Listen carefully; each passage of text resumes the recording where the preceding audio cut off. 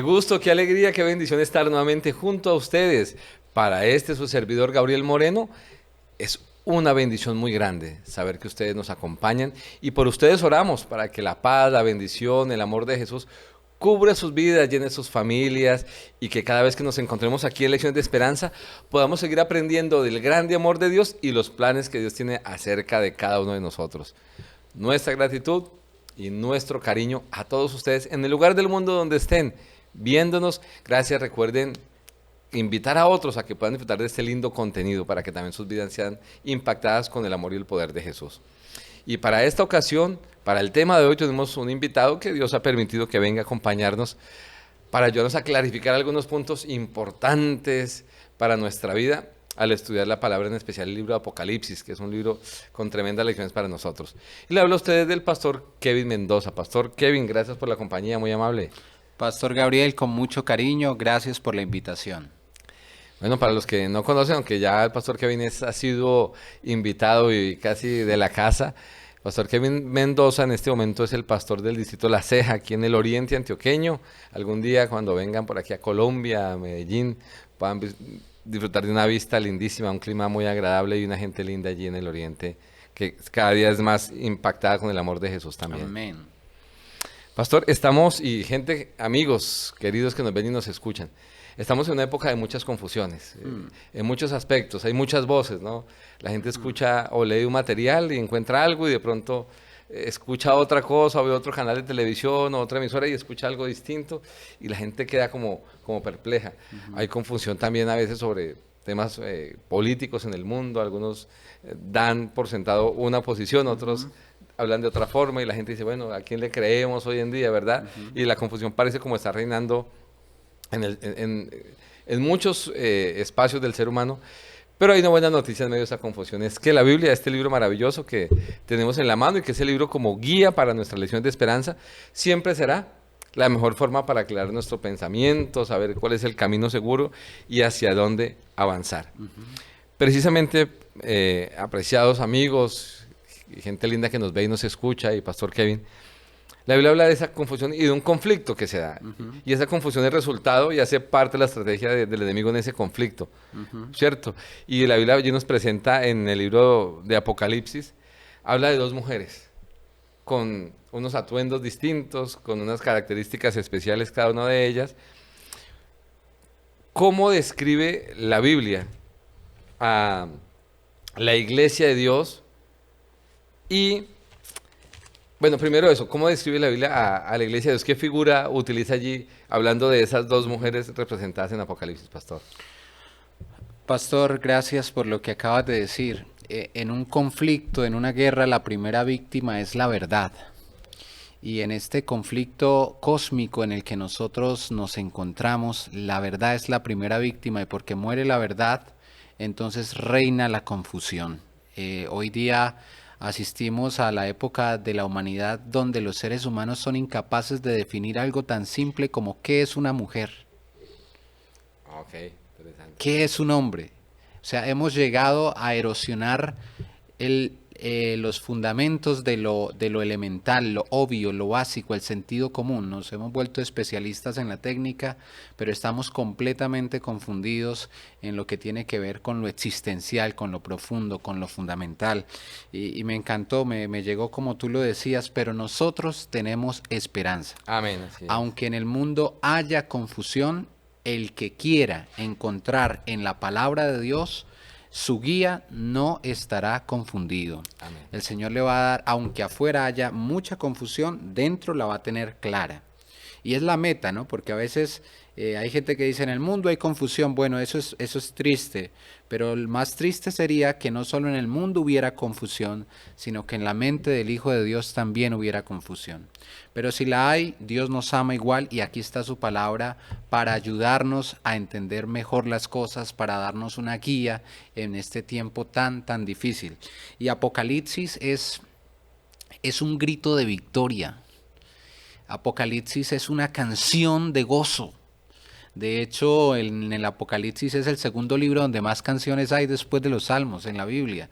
O sea, permanentemente hay cantos de victoria y de alabanza, Dios dándonos la certeza de que a pesar de la confusión, a pesar del caos, a pesar de las crisis, Dios sacará a su pueblo victorioso. Podemos confiar en Dios. Ese es el Amén. mensaje. Y allí se nos presentan dos mujeres, una mujer representando el pueblo de Dios y otra mujer representando la apostasía del pueblo, del que se hace llamar pueblo de Dios. Y bueno, tú preguntabas por cómo se describe en el Apocalipsis a esa mujer que representa al pueblo de Dios. Y yo quiero resaltar tres características que están en el libro de Apocalipsis capítulo 12, versículo 17. Porque se nos dice que entonces el dragón se llenó de ira contra la mujer y le fue a hacer guerra contra el resto de la descendencia de ella. Yo quiero resaltar ahí la primera característica. Esta mujer es representada como siendo perseguida, en conflicto. Es que volverse cristiano es convertirse en aspirante a mártir.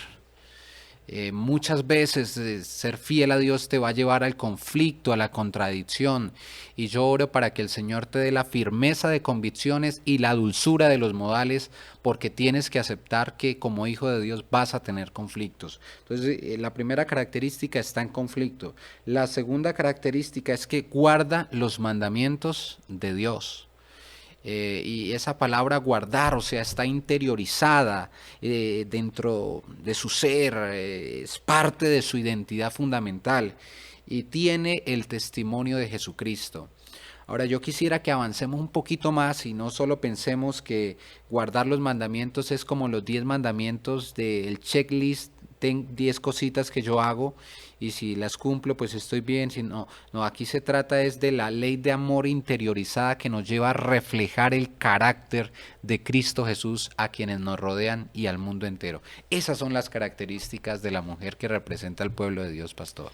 Pastor, gracias y muy interesante lo que usted menciona para todos nosotros, porque muchas personas cuando deciden acercarse a Dios y buscar un lugar, ¿no? Una iglesia a donde ir, a veces nos dejamos guiar por el lugar, ¿no? Por lo bonito que es, el lugar donde está ubicado, el tipo de personas que son nacidos visitantes o que son miembros de la iglesia, y según eso validamos, a ese lugar quiero ir porque o me gusta la manera en que cantan, o el predicador me parece muy elegante y que se expresa muy bien, o me gusta el lugar porque es seguro, porque es lindo, porque va mucha gente, pero usted acaba de decir algo, y la Biblia nos deja sin claridad, sin la posibilidad de nosotros distinguir si a dónde vamos o no cumple, no como yo o Kevin, el pastor Kevin o algunos otros quisiera. Dios da unas características del pueblo de Dios y si Dios las da, pues yo debo buscar a dónde voy que cumplan con esas características.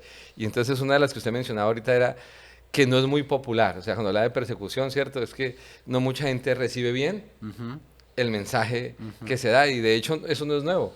Cuando miramos la vida de Noé, predicando, no muchos recibieron bien el mensaje de salvación de parte de Dios, porque la gente no lo estaba recibiendo de la forma en que ellos les parecía que era mejor. Wow. Cuando viene Jesús, vemos que la característica de este pueblo se cumple también en Jesús, porque Jesús, o sea, Dios mismo, nadie ha podido predicar mejor que Él, nadie explicaba mejor la palabra, porque Él era el verbo hecho carne, y aún así lo rechazaron Así hasta el es. punto de crucificarlo.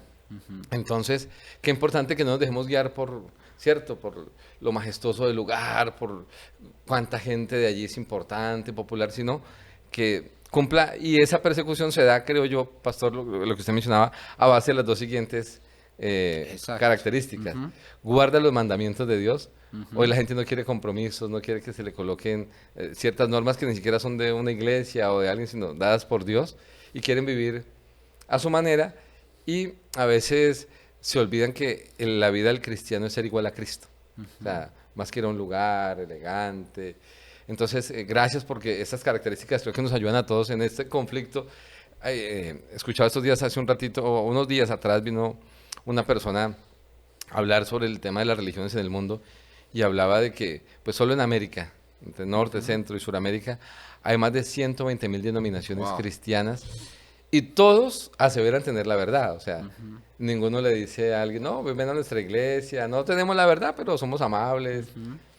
Qué bueno que la Biblia nos da claridad de saber a dónde ir y pues te invito a que tú revises el lugar donde estás asistiendo si cumple con ese guardar los mandamientos, ¿cierto? Que se convierte finalmente es en reflejar una vida Como semejante la a la de de Cristo, Jesús. el ¿Iba a mencionar testimonio algo, de Cristo. pastor? Sí, pastor, mira, te escuchaba y venía a mi mente el siguiente pensamiento. Esto de reflejar el carácter de Cristo es fundamental en el testimonio de la iglesia, es la sustancia de todo. Pero luego nosotros asistimos hoy a una globalización de la cultura consumista. Y hay muchas personas que trasladan sus actitudes de consumo también a la vida espiritual. Entonces solo quieren consumir un culto y voy a ir donde el culto que me ofrezcan sea bueno.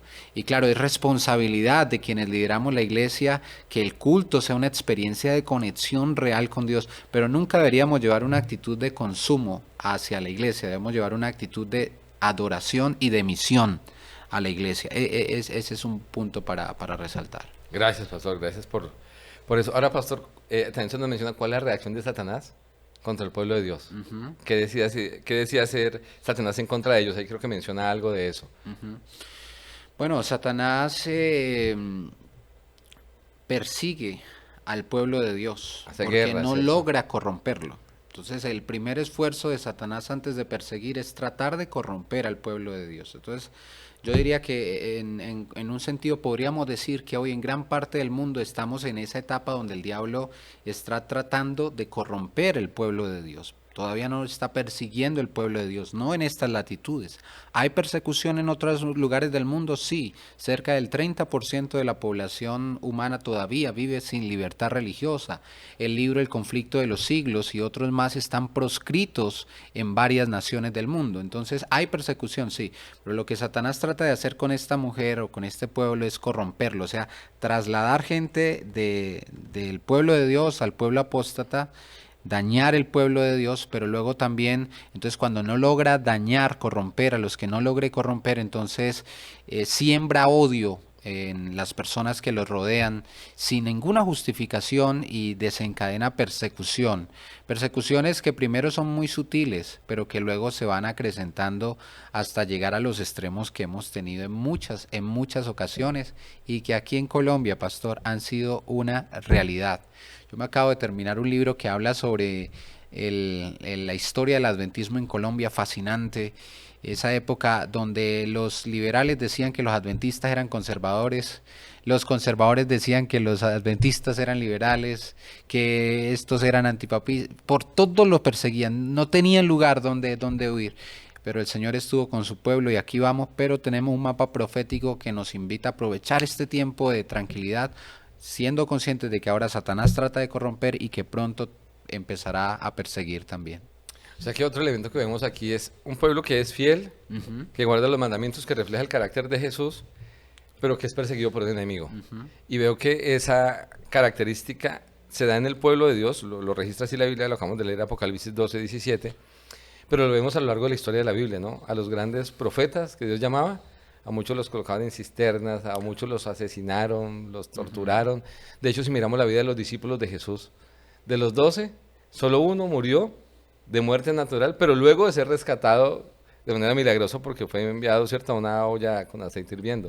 Los demás murieron perseguidos. O sea, vemos ese ataque a lo largo de la historia bíblica y eso también nos muestra que hoy en día pues el enemigo está buscando esas estrategias, como usted mencionaba, primero de confundirnos para apartarnos y si no lo logra, entonces a través de la fuerza, ¿cierto?, llevarnos a obligarnos, pero hay esperanza, hay claridad y a los que se mantienen no se pierdan el final de este capítulo, por favor, porque viene una tremenda noticia, pero poderosa esperanza para todos los que estamos aquí y no mía, sino también dada por Dios. Ahora, pastor, aparece otra persona, otra dama, otra mujer allí en la Biblia, ¿no? ¿Cuál es esa otra mujer? ¿A quién representa y qué características denota o nos presenta la Biblia allí en Apocalipsis capítulo 17? Bueno, muy bien, lo podemos leer. Dice: vi uno de los 7 ángeles que tenían las 7 copas y habló conmigo diciendo: ven acá y te mostraré la sentencia contra la gran ramera. Primera descripción ahí fuerte, Sí, ¿no? sí. O sea, es gran ramera, sí. o sea, está dedicada a este tema, ha tenido una gran influencia con este tema de no ser fiel a su pacto, de no ser fiel a sus votos matrimoniales. la que está sentada sobre mucha gente, con ella han fornicado los reyes de la tierra, y los habitantes de la tierra se han embriagado con el vino de su fornicación.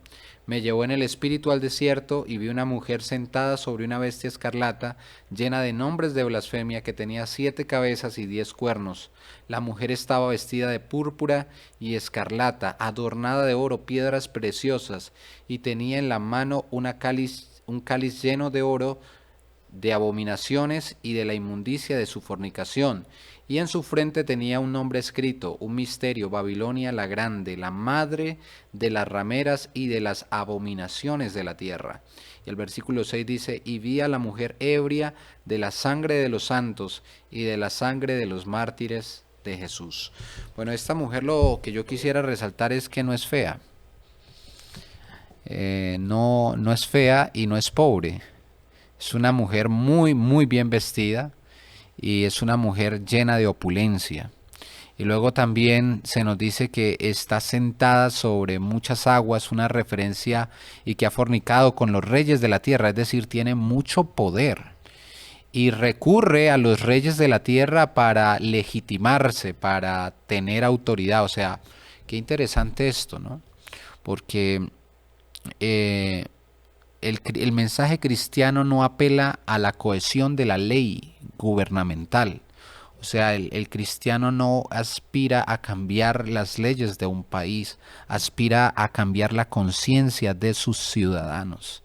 Y luego esa conciencia en respeto de la libertad, de la autonomía, pues genera todos unos cambios también a nivel colectivo.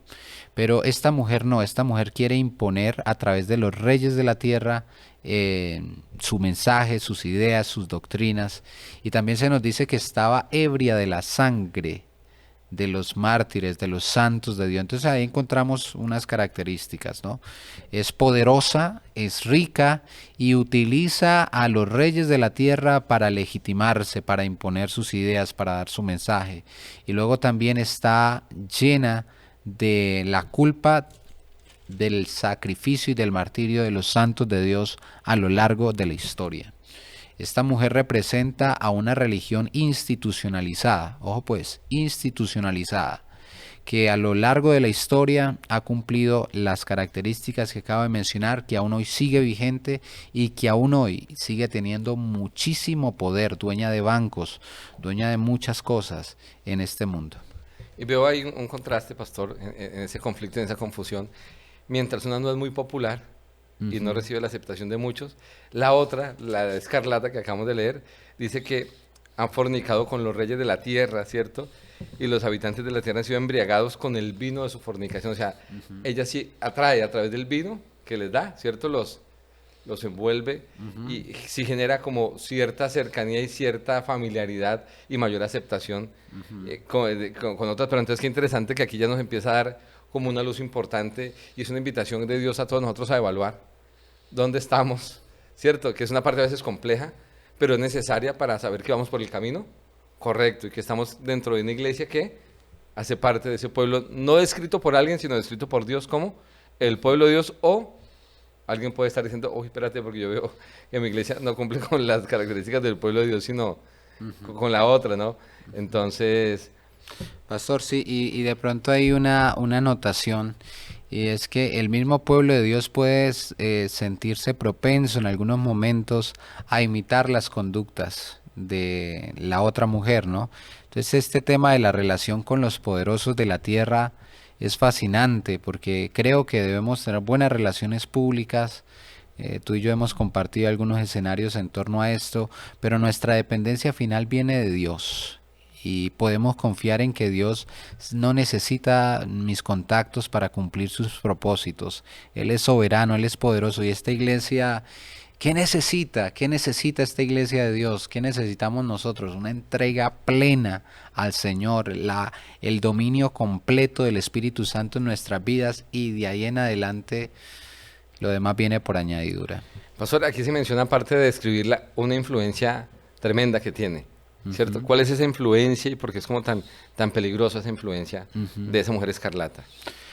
Bueno, esta mujer, como venimos mencionando, recurre a los poderosos de la tierra para imponer sus enseñanzas y los poderosos de la tierra permiten que esto suceda. Entonces es una amalgama extraña entre iglesia y Estado. La religión y la política tienen unas conexiones conceptuales inseparables. Las convicciones morales luego se transforman en las plataformas sobre las cuales se construyen las leyes. Entonces no hay tal cosa como separación de religión política. Intrínsecamente hay unos conceptos compartidos y unos terrenos en común, inevitable. Pero lo que sí se puede evitar y lo que se debe evitar y lo que esta mujer precisamente hace es mezclar iglesia con Estado. Es decir, que a través de la imposición, que de forma de la ley, que con coacción pretende imponer sus criterios sobre individuos libres. Y esto es lo que la hace especialmente peligrosa, porque recurre al poder, a la cohesión, y cuando hablamos en el mundo, pastor, el poder es la capacidad de hacer daño. Eso es en el mundo el poder, capacidad de hacer. ¿Por qué alguien es importante en el mundo? Porque tiene capacidad de hacer daño. Pero no es así entre los hijos de Dios. Pero en el mundo es así, y esta mujer tiene poder, pero no el poder de Dios que transforma vidas, que sana corazones. Ella tiene el poder del Estado para imponer sus creencias sobre los demás. Y qué peligroso, porque entonces, como dice ahí, los lleva embriagados, o sea, siendo inconscientes de lo que están haciendo, pero ella sí es consciente de a qué los lleva, ¿cierto? Para cumplir sus propósitos y sus planes, y finalmente, pues, darles destrucción, que es el resultado de lo que conlleva el apartarnos de Dios. Ese punto es supremamente importante, porque yo creo que la mayoría de gobernantes de la tierra no tienen idea, y ni siquiera tienen la intencionalidad, no son conscientes de para dónde están siendo guiados, pero están siendo guiados para cumplir unos designios de naturaleza espiritual que estaban profetizados. Y por eso es tan importante tanto para el ciudadano común como para los líderes, si algún líder nos ve, revisar, ¿cierto? Que su liderazgo esté apuntado a la voluntad de Dios y al pueblo de Dios, sino de manera contraria. Y ahí aparecen algunos términos como Babilonia, ¿cierto? Babilonia la Grande, una palabra que viene del Antiguo Testamento, de una ciudad que fue destruida precisamente por apartarse de los caminos de Dios, y de apartarse poco a poco terminó apartándose totalmente y tergiversando el plan de Dios para ellos. Y también aparece la Torre de Babel, ¿no? Babilonia viene de Babel, que es confusión, que es lo que el enemigo ha querido hacer y quiere hacer. Por eso les agradecemos a ustedes que nos ven y nos escuchan, porque juntos podemos, a la luz de la Biblia, aclarar el panorama, darnos cuenta hacia dónde Dios nos quiere llevar. Y pastor, finalizando este tema importante, qué promesa linda y poderosa para ese pueblo que está enfrentando desafíos. Acá acabamos de leer que la mujer está ebria de la sangre de los santos, o sea, ha asesinado a muchos, ha acabado con muchos, ha perseguido. Qué promesa para el pueblo de Dios en este tiempo que nos regala la Biblia. Pastor, mira, una notica antes, y es ese tema de la confusión.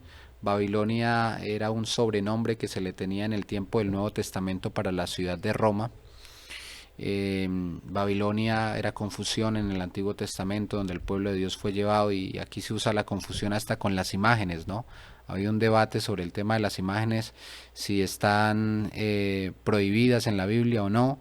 El tema no es, creo yo, si están prohibidas o no, el tema es si son mandadas o no son mandadas por Dios, y no están mandadas, como tampoco está mandado por Dios la intercesión de santos. Dios no es un burócrata, Dios no tiene intermediarios, Dios no es un lobista, con Dios no hay que hacer lobby, podemos ir directamente a Él, ¿cierto?